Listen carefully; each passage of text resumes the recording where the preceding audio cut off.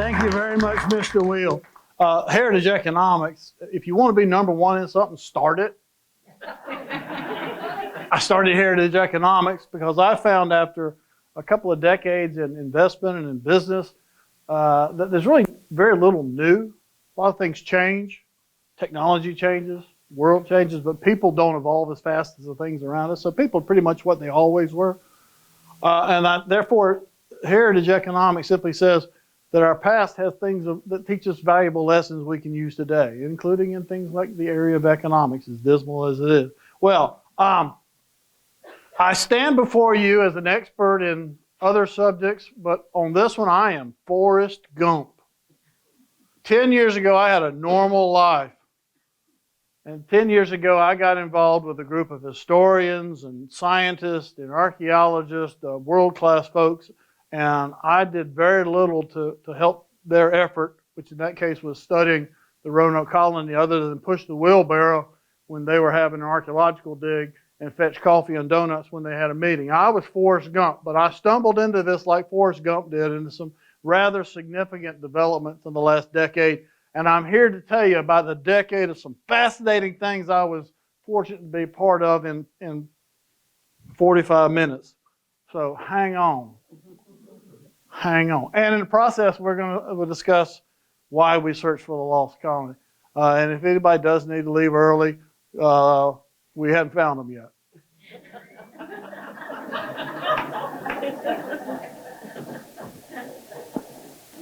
Anyway, thank you to the foundation for inviting me to this. You have a list of very impressive speakers who are part of this series every year, and I hope you'll enjoy the next one you come to. I keep pushing the wrong button.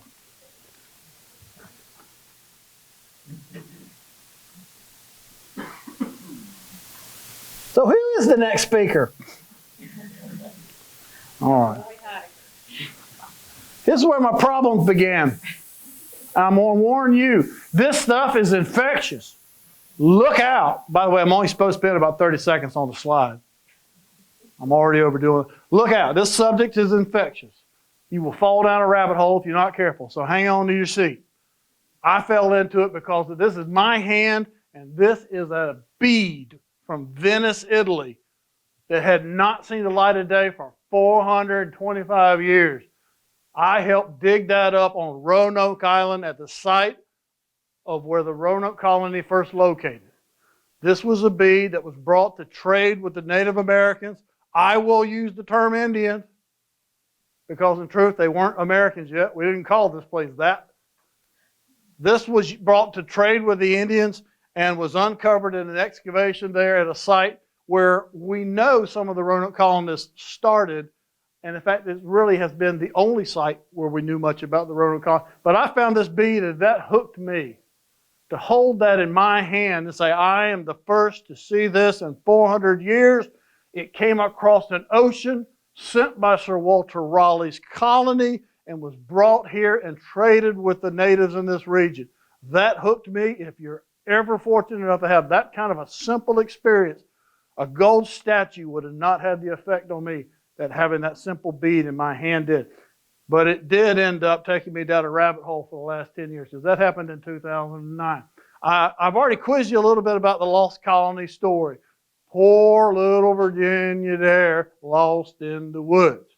That's the story we grew up with. Paul Greene, who was a playwright out of Chapel Hill, originally from Lillington, North Carolina, and Harnett County, Pulitzer Prize winner, wrote a play about the story of the lost colony, the history of the lost colony that really became the lost colony story. So in many ways, you have to be careful that the history we know is usually a function of some movie, some popularized version of the story, and not the original story. Paul Greene's story is a fine story, and it told the story based on what we knew in 1939. We know more now, and that's hopefully what I'll be able to educate you a little bit about. So the lost colony we know, this one slice of the story that we're most familiar with, is really very simple. In 1587, 117 men, women, and children were sent to the New World by Walter Raleigh, who did not come with them. to establish England's first permanent colony in the New World. They landed on Roanoke Island. Who knows where that is? Raise your hand. There's going to be a lot of this. Raise your hand. Oh, good. I tell you, I have people in Chapel Hill who don't ever seem to go anywhere in North Carolina. They landed on Roanoke Island, and they sent the governor back for supplies. He could not come back for 3 years for a variety of reasons, and when he did come back, they were missing. That's the story we know. It happened that in the first month or so they were on the island, a child was born, Virginia Dare, who became by that the first child of English origins born in North America. They had to qualify. They used to just call it the first kid in America, but they had to qualify that quite a bit. So that's the story that we tend to focus on, and it's a good story. It was good. It was big news. This was global news 400 years ago. And this is no exaggeration. The story of the Roanoke Colony and the Lost Colony was published in 4 languages all across Europe. This is one of the most famous maps 400 years ago across Europe. This was big news then, and it's every time there's a little blip of information, it's big news now. There is something about the simple story. Mr. Will quoted somebody very wise when he pointed out that there have been a lot of colonies lost, but only one lost colony. It is big news for reasons that aren't all that easy to discern. In truth, it's a story of a group of ambitious young people willing to take risks to start out new lines in a new place. That's a theme that has been played through media accounts ever since then. It's a great narrative that grabs people, so every time there's a little bit of information, it makes global news. And it shows up in Hollywood treatments, in books, in fiction, and nonfiction constantly. This is a colony, an insignificant 117 people, 400 years plus, that comes up as a story. This is something that as humans, not just as North Carolinians or Americans, as humans, we care a lot about this story. And obviously, anytime you talk about it, what people want to know is, what happened to them? I am a little less interested in what happened to them, probably because I know a little bit more of what happened to them, and I'm quite puzzled as to why we search for them so much. Before we talk any more about it, I need to dispel something that's very common. When we think of Queen Elizabeth I, the Elizabethan era, Sir Walter Raleigh, you see how it's all this. It's all knights and courtly people. It's all pageantry. It's all glamour and castles. Forget that. It's not 400 years. I want those of us who can remember the 1960s here in the U.S. The era in which the Roanoke Colony was conceived and executed was very much like the 1960s in the U.S. We had a Cold War with Russia. We had the possibility of mutual assured destruction over our heads all the time. We had tremendous strife, political strife. We had civil rights battles. We had people dying on campuses in opposition to wars. It was just as tumultuous a time in which Sir Walter Raleigh's proposing this ambitious new venture, very analogous to John F. Kennedy proposing that the U.S. land a man on the moon and return him within the decade. That's the context in which this is taking place. There's nothing placid about this. This is turbulent era. And all of that turbulence helps us interpret what happened to the lost colony. If we look at it in isolation, it's hard to understand. But if we understand the forces that were at work, it's a little easier to understand why what Raleigh was undertaking was so difficult to execute. All right, so everybody needs a little review. First of all, Raleigh spent essentially 10 years trying to establish a colony in the New World for England. Spain and Portugal had colonies in the New World. England did not have one. Raleigh undertook not to plant the lost colony here. He undertook a very highly planned, well thought out, mostly well executed 10-year plan. This was not a one-off project that failed because it was poorly conceived. Very analogous, again, to the space program here in the U.S. that I grew up following. How did we get to the moon in a decade? We did it a step at a time. Raleigh did the same thing. Just like NASA started with a very modest one-man capsule with the Mercury program, a two-man capsule with the Gemini program, ultimately sending 3 people to the moon. Very similarly, Raleigh's plan involved multiple steps to get to the New World. This was a well-executed, well-conceived strategy. But something we don't realize that Raleigh didn't come up with this plan. It actually begins with his half-brother, Humphrey Gilbert. But nonetheless, what ends up with a lost colony from 1587 on was preceded by sequential steps of increasing ambition.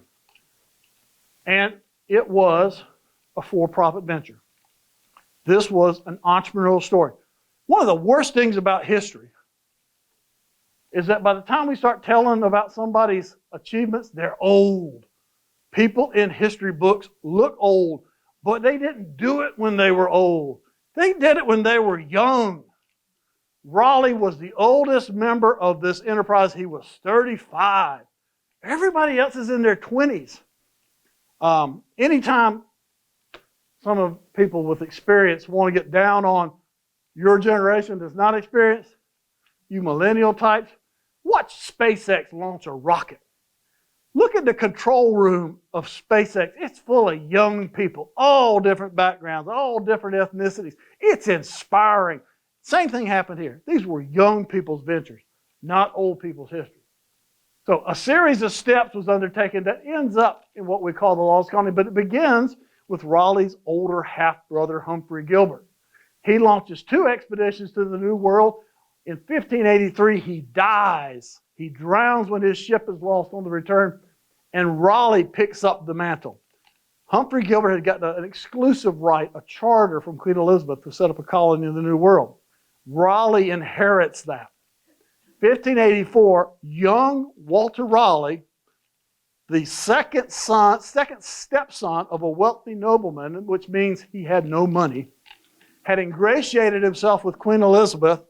He had access to influential people with money, and he undertook a venture to the New World. And in the first round in 1584, he sent off 2 ships for 6 weeks to the New World, paid for it himself. And the purpose of this venture was to generate good publicity, because he was going to have to raise money from other people. So in the first venture, the reason we have these wonderful quotes about North Carolina, goodly as the soil under the cope of heaven, because Raleigh was generating good PR. And he was putting it out there because he had to raise money. He had spent his money.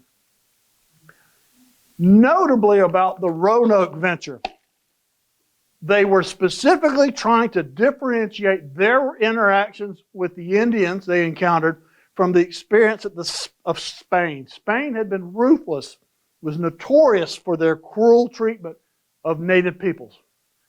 I don't know that Raleigh was more woke than the Spanish conquistadors, but he recognized that he was going to depend on the natives in the lands he explored for a variety of things, for food, for security, for information. And he engaged with them, and unlike previous expeditions by other explorers, he brought back 2 of the natives from the New World to London. But he didn't bring them back as captives, as has always been done before. He brought them back as ambassadors. Manu and Wanchese were each appointed by their respective tribal chiefs to return to England from that first voyage with Raleigh's explorers. Now, Raleigh himself never comes to North America, and the English weren't discovering America. Manu and Wanchese discovered England. This is an Indian story as much as it is an English story. And Manu and Wanchese were used, and I would hopefully say treated by Raleigh as experts in convincing investors in London of all the good things to be accomplished in the New World. He was able to persuade enough investors to mount the second phase of this, which is what we call the first colony. It was a team of a little over 100, all men. It was not a permanent colony with all men, that were sent over for a year with a specific assignment. They were sent over under the governance of Sir Ralph Lane, not a direct relative that I know of, but kind of an SOB, so there's a possibility. They were sent over, and in history, to the extent that colony is ever described, it's described as a cruel and inept failed military encampment. Well, recent research gives us a very different picture of that first colony. It turns out that the first colony, before the lost colony, was a scientific enterprise. Now, the idea that the lost colony has a scientific enterprise aspect of it should be rather surprising to you. It's certainly been very surprising, but it's what the evidence has told us. And it's not that surprising when we look at the context that was occurring. This is a period in world history, mostly Western civilized history, but world history, where three tremendous transformative things were occurring. This is the late 16th century. It's always a little awkward. 1580, 1590. Three things were changing Europe. One was the age of discovery. The Spanish and the Portuguese explorations that discovered the New World for Europeans had unleashed this whole new unknown wealth of knowledge that needed to be understood. That itself precipitated the creation of the sciences. We had to understand new things. We needed a new way to understand it. That led to the scientific revolution. The sciences that we school people in today, the chemistry and the physics, those things were not known as those subjects at the time. But the idea that we needed to understand new things meant we had to have new ways to understand. The scientific method comes out of this period. And at the same time, we're seeing the development of capitalism, which did not exist before, the way we think of it today. Companies did not exist. Investors did not exist in that same sense. So these three things all overlapped in the same few decades. And the Roanoke Colony is right here in the middle of this. This one little effort. So, what we discover when we look at it through this lens is that Raleigh, while he was indeed a bit of a vain, pompous, self-aggrandizing, it's Raleigh we're talking about, well-wisher to the Queen, who sought out favors from her, was also a very savvy entrepreneur. The Roanoke Colony, because it wasn't backed by the government, had to be backed by private investors, and Raleigh was very much what we would recognize today as an entrepreneur. That period they would have been called promoters. And Raleigh, unlike many of his other rivals in the period, had a specific interest in the sciences. He was curious about the natural world, curious about the role of science and understanding the natural world throughout his whole life, and even to the point where when he was in prison in the Tower of London, maintained a laboratory there where he continued experimentations in chemistry. Raleigh decided that after so many failed efforts had made investors skeptical about colonizing the New World, that he would use science to try to convince them that this was a good idea.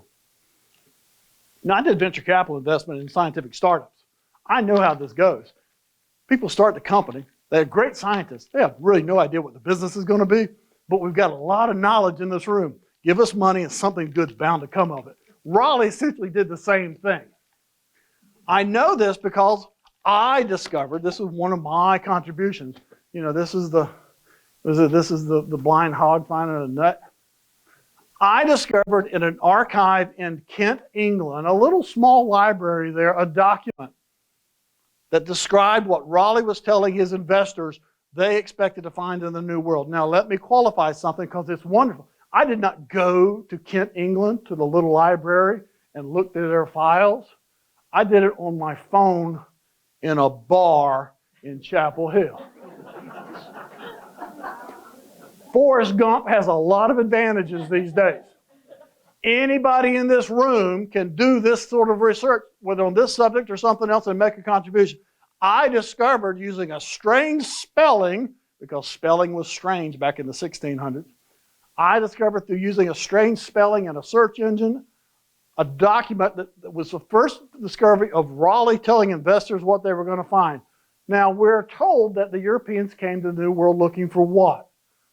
Gold. Well, they'd have loved to find gold if they could, but Raleigh didn't tell his investors they were going to find gold. He told them they were going to find plants, botanicals. Now, he wasn't looking for nursery items. He was looking for plants that would be the basis for industrial chemicals for the dyeing and woolens industry of England, their main industry.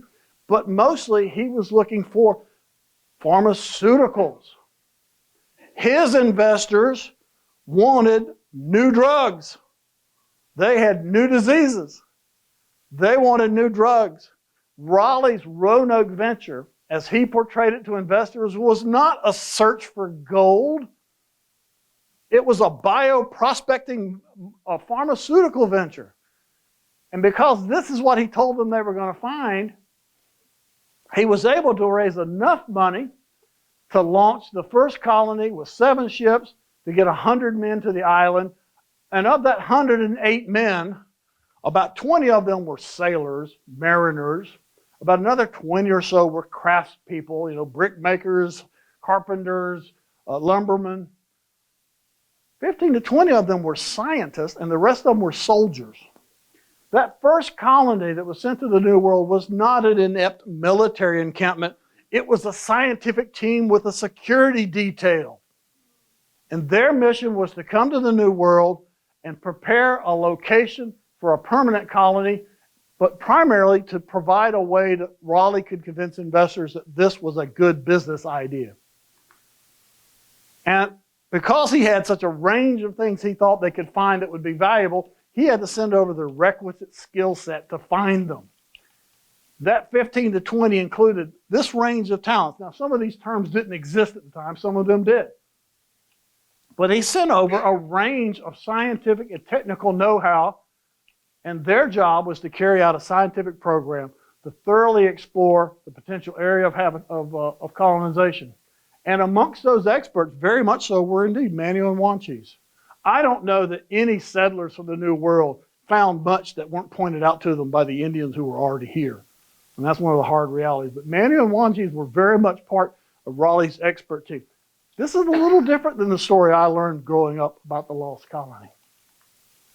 One of the most important figures, Raleigh's top scientist, the most renowned scientist that he sent to the New World, is someone I want to make more famous than Virginia Dare. Joachim Gans was the best known metallurgist in England. He had been recruited by Queen Elizabeth from the Emperor Rudolph II of the Holy Roman Empire in Prague to come to England and help straighten out their very inept metal industry. So he was an expert metallurgist and was recognized across England for his accomplishments and was essential to Raleigh's ability to convince investors to back his play. And in the process, he becomes the first Jew in North America. This is not the picture we have of the lost colony. This is a multi-talented, multi-ethnic global enterprise in this one little venture in eastern North Carolina. By the way, we will be having a highway marker erected for Joachim Gans later this year on Roanoke Island near the site of the Roanoke Island Science Center. On Roanoke Island, the only thing the archaeologists can be certain is the result of the Roanoke Colony is the first scientific lab in North America, built by Joachim Gans and Thomas Harriot as the base from which they would conduct a scientific program. They scouted the area, they brought back botanicals, they brought back minerals, they brought back animal species, and they tested them in the laboratory using chemical and distillation techniques. That's the only evidence of the Roanoke Colony conclusively, hedging, is a science lab. This is inspirational to me. I want you to see how a science lab on Roanoke Island is the birthplace of the tradition of American excellence in the sciences. The path to the moon went through Roanoke Island, started at Roanoke Island. The whole concept of starting businesses around innovation and scientific discovery starts on Roanoke Island, starts with Walter Raleigh. And Joachim Gans is an essential figure in that. So they carried out in the course of almost a year a very detailed, very comprehensive scientific program. They studied eclipses to determine longitude. They constructed tremendously detailed maps of the region. They essentially interviewed the native people because they expected them to be customers for their investors. They studied their languages. They inventoried the physical and the botanical species available. They assessed the business prospects of what they were finding. By the way, one of the most important things to find, and this is part of the discussions about Mars colonization of all things, one of the most important things they needed to find in the New World was something that was increasingly rare in England: timber, tar, pitch, Tar Heels. They had to make sure that when their ship got to the New World, that they had the materials here to replace and repair those ships so they can get home. The whole premise of colonizing Mars is not we're going to send the ship there and the ship's going to come back. We're going to send the ship there, manufacture fuel, manufacture replacement parts, grow food in order to get back. So things that are both spectacular and mundane were absolutely essential to this venture. And the last thing that the first colony was charged with was finding a site for the future capital of England in the New World, modestly called the city of Raleigh. So, they did a tremendous job, even though they had to evacuate in the midst of a hurricane and lost a lot of their specimens. They did a tremendous job in documenting the botanical, the mineral resources. There weren't many mineral resources on the coast of North Carolina, by the way. But they did a tremendous job, and as I said, that was promoted across Europe in thousands of volumes in 4 different languages. And the result was Raleigh was then able to raise money for what we're now here to talk about. That lost colony, that permanent colony. 1587, just a few years after the first voyage, 117 men, women, and children are sent to the New World to establish that capital city. This is England's first reach for empire into the New World. And in the process, young Virginia Dare, poor thing, bless her heart, is born. And they quickly realize that they need resupplies sooner than expected. So Governor John White, story starts to sound a little more familiar to you, is sent back for supplies. Now, John White, from historians, gets criticized a lot. But again, we have to realize the context. He is sent back and finds that England is at hot war with Spain. England is preparing for an invasion of the mightiest navy in the world, the Spanish Armada. All ships, there was very few government ships in England at the time, it was all private ships. All ships were commandeered. No ships were available to go to the New World. A wonderful plan of routine resupply was completely interrupted. No ships were available to return to Roanoke. But it still wasn't lost. This is my favorite picture. I took this on Roanoke Island. There are parts of Roanoke Island that must look like they did originally. And it is a thicket. It wasn't lost yet. One of the interesting questions is, we talk about a lost colony, but when was it lost? It wasn't lost in 1587. Maybe we didn't know where it was, but it wasn't lost.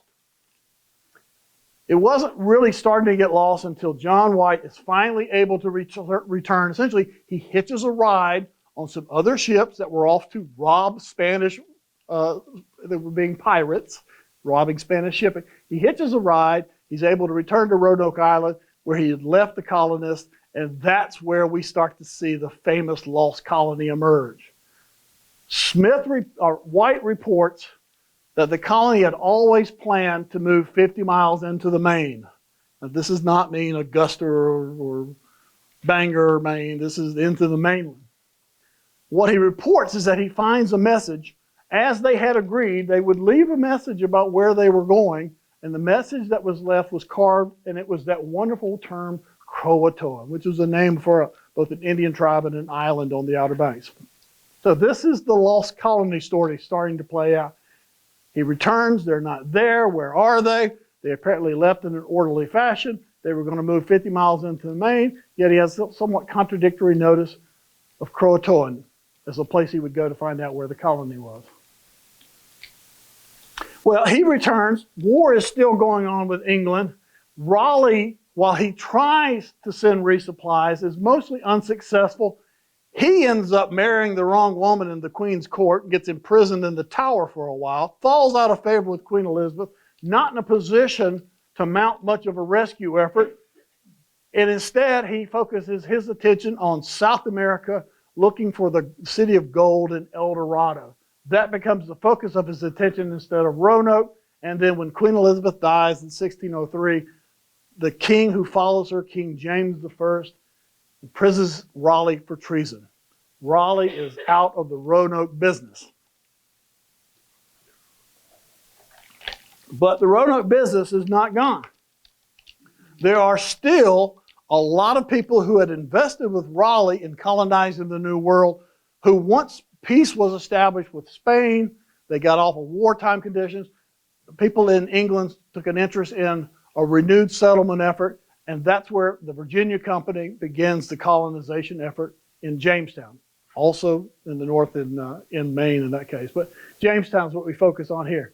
John Smith, one of the leaders of Jamestown, was sent with explicit instructions to try to find some of Raleigh's survivors, members of the lost colony, although they didn't consider them lost at the time. They realized that anyone who had been in the New World for 20 years would have some very significant and useful information about the New World, and they wanted to capture that for the Jamestown colony. Because he was sending out a variety of search parties and collaborating with the Indians in there, he was gathering intelligence on the survivors of the lost colony. Truth is, they weren't dead. He was getting some very intriguing information, although they never found the colonists themselves. But what he was hearing was that they had allied themselves with some of the Indian tribes in the area and had lived peacefully with them for 20 years until, ironically, the Jamestown colonists show up in Virginia. Chief Powhatan, or the chief of the Powhatans more properly, a powerful Indian group in the Jamestown area, realizes that there's more English in town. They're probably going to keep coming. I need to get rid of the ones that are already here. He reports that he has attacked and killed the surviving Roanoke colonists, or so the Virginians report back to London. Other reports suggest that while he did attack them, some of the survivors were scattered and were adopted into some of the other Native American villages in the area. And John Smith sends a report and a map back to London describing where the colonists are. Now, this is not new information. We just never heard this in the Lost Colony story. Now, we don't have the map. This is getting back to the Cold War aspect. We do not have the map that John Smith sent from Jamestown to the Virginia Company in London to the investors. What we have is the map that a spy who had been embedded at Jamestown drew.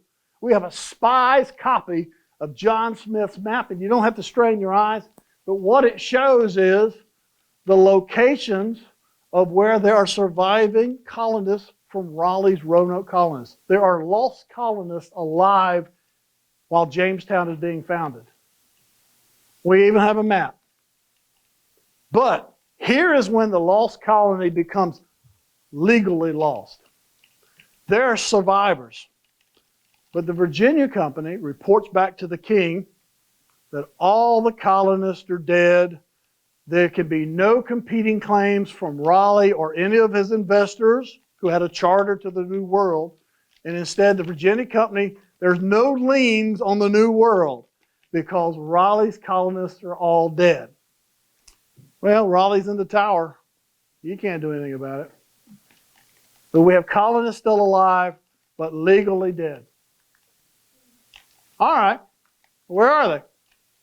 As I said earlier, we don't know. We don't know where they are.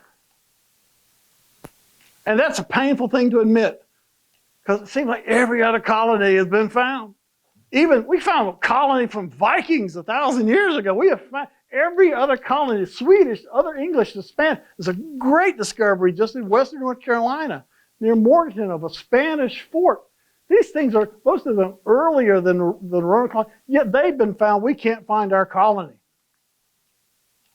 But every day, it seems, we get another headline, and they always have this question mark. We so much hate seeing this. There's a lost colony found question mark. So I apologize that you and the public who have an interest in this subject are constantly misled by headlines claiming lost colony found question mark. So where is our colony? Well, it's not lost because we haven't been looking for it. We have some very good evidence from Croatoan. Remember, it was written on a post by the colonists on Hatteras Island is the location. We have some evidence from Hatteras Island and from Roanoke Island that are remnants, artifacts, things left behind by the Roanoke colonists, but we have no settlements. You haven't found the colony till you found where they lived. You found their trash. You found their heirlooms that were traded and sold and from one Indian yard sale to the next. That's when something very interesting happened. I was working with a group called the First Colony Foundation, a group of very fine experts in history and archaeology, the ones for whom I pushed the wheelbarrow and brought the coffee and donuts. But we happened to get in a project studying the potential location of Indian villages that had been marked by the first colony in a beautiful map. I engaged with the British Museum where this map is. I never saw the map until well after this story. Online, I was able to look at maps and drawings produced by John White, the illustrator for the Roanoke Colony. And I asked the British Museum folks a question. I said, there is a map in your collection drawn by the Roanoke Colony for Sir Walter Raleigh. Can I get a picture of the back of it? Well, I didn't get a reply for a while. It was important to know about this map because it was such a significant accomplishment. They started from very rudimentary maps and drew a beautiful map of eastern North Carolina that rivals what you still see from space. This was a remarkable achievement. And it was remarkable and important because it was used to help raise money. I did this at venture capital. We got to impress our investors. Let's show them something impressive. Here's a beautiful map. Let's give them trophies. This is a map that was produced to be not only scientifically accurate, but also to be beautiful. It was going to be given to the Queen. It was given to the investors, what were known as merchant adventurers. So this was an important business document. This was a trophy, and trophies should not have patches on them. This map had 2 patches on it. 2 little, oh, by the way, the map is only this big. It's a placemat. It had 2 little patches on it. Well, I was quite curious, why are there patches? And that's why I asked the British Museum, if these are patches, they must be covering up maybe a tear, maybe something mishandled. What's on the back of the map? Because if there's something on the back of the map, it probably just shows that it was a hole and we could ignore this. Well, the British Museum was really busy at the time and weren't able to look at the map. And I asked a colleague of mine at the University College of London, I said, for the price of a beer, are you willing to go? But beer factors into the story quite a bit. Beer was one of the essential ingredients sent by Raleigh to the New World. Beer was produced by the Roanoke colonists on Roanoke Island. I offered for the price of a beer for my colleague to go by the British Museum and look at the back of the map.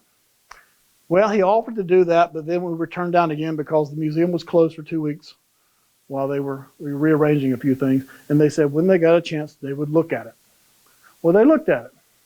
And what they discovered is that for over 400 years, this map had hidden underneath a patch what is recognized as a fort. Now, it's not a detailed plan like this because it's only the size of a postage stamp, but it's like a symbol on a map today of a capital city would have a specific symbol. This was a symbol that was hidden on this map, and the symbol was a fort. Or we call it the hidden fort because it's hidden underneath the patch. Well, I worked with enough entrepreneurs, real estate developers who plan a golf course. And we got big plans. We're going to put the clubhouse here. Then they have to change their plans. Yeah. I figured this was essentially the clubhouse that they changed the plan so they covered it up so they could keep using the map. And that was, I think, a very reasonable interpretation until it was recognized that that blank patch on top wasn't blank. This is Nicolas Cage territory now. On top of that patch, very faintly drawn in some unknown substance, is not just a fort, it's what is used as a symbol in the period as a city. It's that fort design with walls around it, very common walled cities at the period. This is apparent that this map described a plan for a city around a fort, and it had been drawn on this patch, and what the British Museum, bless their hearts, they don't want to get into these sensational topics like the lost colony.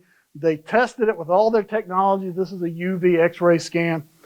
And they came to the conclusion that that symbol isn't drawn with anything. There's no pigment here. It had to be invisible ink. Invisible, we have an invisible ink fort drawn on a patch that's hiding a fort. This was great. This was terrible. Because what happens, how many of you played soccer as kids? How many of you coached kids? When they're 8 years old, Where is everybody on the field? They're all around the ball. Stay in your place, don't go to the ball.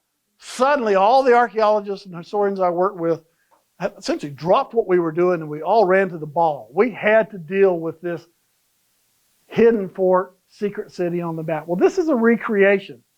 If you put that symbol in place on that original map, it's beautiful. It shows that as you approach the New World, as you come into Roanoke, you will enter the Outer Banks, you will travel up the Albemarle Sound to this capital city in the New World. You put this on that map and the plan is obvious. This is the city of Raleigh that first colony had identified, that the colonists were going to create before they got lost. Conveniently, we didn't know what to call this, so we called it Site X. Usually archaeology sites have numbers. We didn't have that much imagination, didn't have the numbers, so we called it Site X. That turned out to be, for marketing purposes, the perfect name. But Site X was located, as John White had said their plan called for, 50 miles into the mainland from Roanoke Island. This is Roanoke Island. So it fit, which is both great and terrible. Fortunately, the first colony archaeologists began digging at that site in Fort X, which, anybody here from Bertie County? Now, I know there's somebody from here who won't admit it. Anyway, Bertie County is at the headwaters of the Chowan River. This is Bertie County, and the Roanoke River and the Albemarle Sound. It's a perfect location for what the Roanoke Colony had in mind. Fortunately, that hidden fort, that secret city, did not turn out to be a waste of time. Archaeologists found at Site X evidence of the Roanoke colonists being there. Not all of them, not 117, but about a dozen for a short period of time, perhaps a year, perhaps less. The most important thing, though, is to recognize that it wasn't isolated. It was actually located immediately adjacent to an Indian village, the Roanoke tribe, village of Metaquim. Real hard to see this, but there's a town up here that was drawn on one of the very early Roanoke maps that shows the village of Metaquim. This is Site X right next to it. This is an example of the palisaded villages that were being built by the Algonquin Indians like the Roanoke would have had at the time. The important thing to recognize is that the lost colonists probably were aware of a planned location for the city of Raleigh. And that was a logical place for them to go. And when they got there, they did not arrive as conquerors, they arrived as refugees who were accepted, probably after quite a bit of discussion, by the Roanoke Indians of that location. They became neighbors, allies with the Roanokes there, at an area that just this past week was officially designated as the Salmon Creek State Natural Area. It is a beautiful location, one of the most historic spots in North Carolina, that happens to also include evidence of the Roanoke Colony.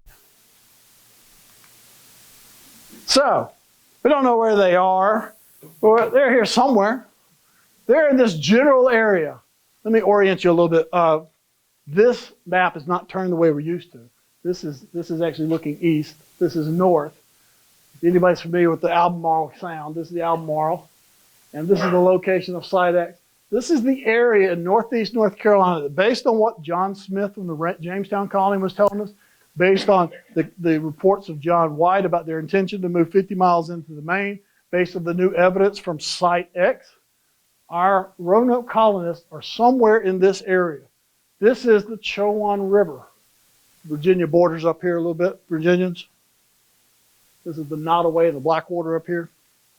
This is where our colonists most likely, almost unavoidably went.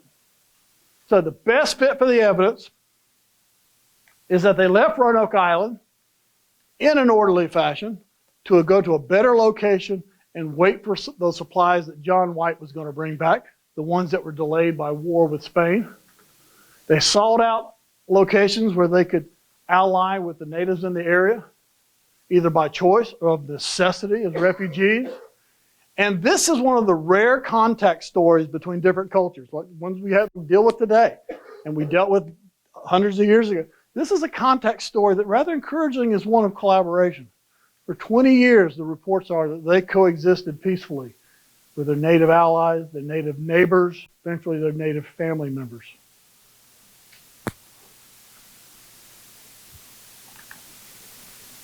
The lessons I'd like to convey about the Roanoke story and the Lost Colony story is that the Roanoke Colony story, the Lost Colony, is not a story of Roanoke Island. It's not just Dare County or even Northeast North. This is a story about all of Eastern North Carolina. This is our story. And it's a story that's not about poor little Virginia Dare. This is a story that has elements of global commerce, scientific discovery, espionage and intrigue. This is the place where the melting pot first stirs as this story that begins as an English story and an Indian story, the cohabitation of these two peoples in the area of Salmon Creek and Side X. It's when they come together that we start to have an American story. America is the fusion of these different cultures then, and it is today. One of the things that I hope is pointed out by being Forrest Gump is that there are a lot of echoes of the Lost Colony still out there to be heard in so many different ways to listen, but I would insist that there's some urgency to do this. We are losing land that may have been occupied through erosion, through development, but worse than that, we are losing truth through nonsense through the media. I'm not going to beat up on the Dare Stones at this moment, but the way we have fictionalized history and sensationalized it, we are at greater loss of truth in history, not from the loss of the lands itself, but from the loss of the integrity of the information. We had to get out ahead of that. Now, instead of losing the colony, you want to really find it? Look around this room. I'm not going to find it. I don't have enough runway in front of me to find it. I'm pointing to these younger people in this room. This was an enterprise based on the science, and it'll take scientists to rediscover it. The STEM disciplines that we're teaching in schools have no better laboratory than North Carolina, coastal North Carolina, and the Roanoke Colony story. The skills we're learning in STEM, the skills we're teaching in STEM can be brought to bear on the discoveries necessary to find this colony. Good question is, I talked about Perquimans a little bit beforehand, how our family never went anywhere. My grandfather explained it in very simple terms. He says, I married the prettiest girl within a half-day mule ride, and I had a slow mule. One of the advantages, speaking of us turning vices into virtues, one of the advantages we have in Eastern North Carolina is if any genes came into our gene pool, they stayed. Any genes. We're hungry for DNA. Give us some new DNA. Any DNA that came into our little gene pool in Eastern North Carolina is still here today. So are there any lost colonists among us? Are you interested, anticipating some of the questions, are you interested if you're a descendant from a lost colonist? I will say, well, how many people of color are in your family tree? Because that's the pathway. That's how we became America. Our Roanoke predecessors allied with our Native American predecessors, and they spawned a new culture, an American culture that is an amalgam. People of color are the descendants of the Roanoke Colony. You can be real light colored, you can be real dark colored, but that's our story in North Carolina. We are, all of us, descendants not only of the Roanoke colonists, but of the saviors of that colony, the Native Americans who took them in. This is my grandfather right here. I have no immediate descent from the Roanoke colony, but because our people have been in Perquimans and those genes came in there. Simple question, why do we search for the lost colony? Because they're family. That's why we search for them. Oh, all happy graduates of Wayne Community College. I can't think of any other reason that this is an important search than that. So thank you for your time.